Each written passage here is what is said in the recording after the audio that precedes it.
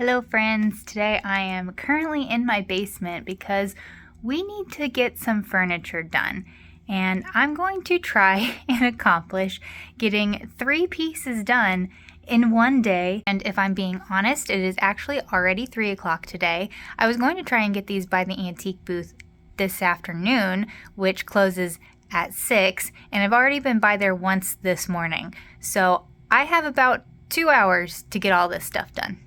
Because if you saw my last video where we were redoing the antique booth, I did not end up having enough pieces done in time to get the full reset done.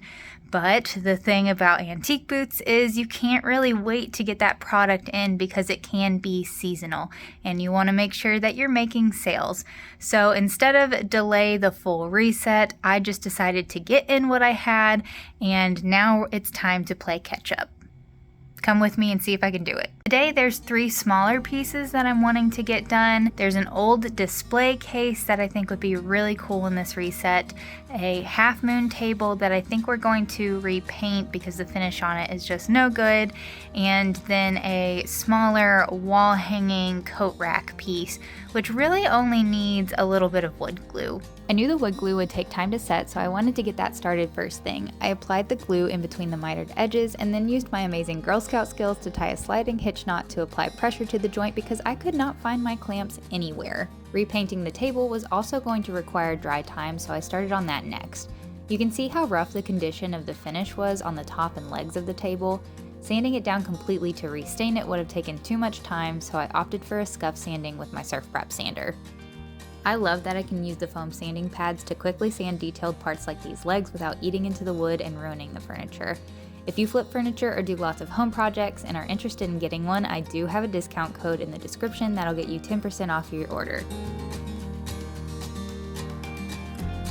Once the table was completely scuff sanded, I needed to get the layer of sawdust off before moving on to the painting. I took a damp shop rag and wiped every area of the piece which you can tell needed it. I had a can of Black Bear chalk paint lying around, and you can't really go wrong with black when flipping furniture. I don't really stick to using one kind of paint over another because I think they all have their strengths and weaknesses. For this flip, the fast drying time of chalk paint is a definite plus. Once I felt satisfied with the coverage, it was time to let the first coat dry and move on to the display case. It was extremely dirty, had small areas of wear in the finish, and one of the legs had been improperly repaired, making the whole case sway and leaving the screw visible through the wood. Fixing the leg was the primary concern, but it ended up being a relatively easy fix. I took out the screws holding the leg in place, drilled a new pilot hole with my drill, added a bit of wood glue into the seam, and finished it off by replacing the screws. It is almost 5, which means I only have 30 minutes to finish up what I need to do, but I got the leg on this piece fixed. I did get the paint on this piece, so now it's really just finishing work and making sure that this is clean. So I'm going to go ahead and put some Old English on this just to shine up the wood and get any of the scuffs out, and then we should be able to go. This was a very quick flip just because I needed to get some pieces in, and it's nice when things only need a little bit of work to get them ready to put in the booth. So I'm going to try and finish up here and then we will go to the booth. I love watching Old English bring life back into wood, and with that application done, it was time to load everything into my car and head to Grit and Grace Market. The half moon table really needed another coat of paint, so I decided to leave that at home and grab a bookshelf that didn't need any work to take with me to the booth. At this point, I still hadn't cleaned any of the pieces, but I was more worried with getting them into the booth before closing time, so I brought them all in and figured I would clean them as I set up. I put the bookshelf in the corner and used an existing screw in the wall to hang up the wall rack. I brought in the display case, and then it was time to clean everything. The bookshelf was very dusty from being in the garage where I also have another furniture project going on, so I wiped that down before moving on to the mirror on the wall rack and the display case, which needed to be cleaned inside and out. I should really remember to check my booty before going into public when I've been sitting on dusty floors, but when you're in a hurry, it is what it is, and now I'm also sharing with the whole of the internet. As I cleaned the display case, I realized that I wanted the lid to be propped open, and that wasn't going to work putting it underneath the table where I had first planned. I decided to switch the bookshelf and display case and then move the wall rack above the nightstands instead. It was getting close to closing time, so I very hurriedly priced each of the items. Normally I would do this at home and bring the items already priced, but trying to get 3 flips done in one day, there was absolutely no time for that.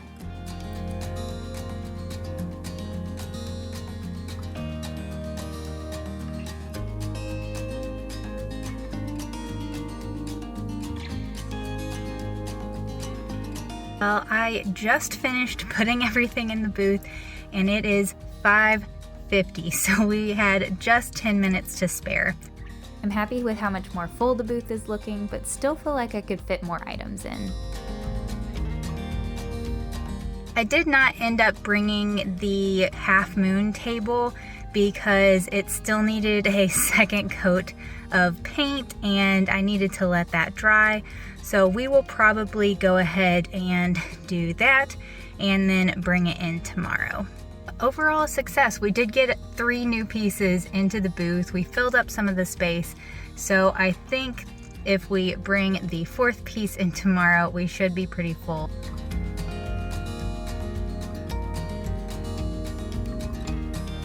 So it is the next day. I just got off work and I'm going to grab this half moon table and take it over to the booth so that I can get all of the pieces in for this catch-up day.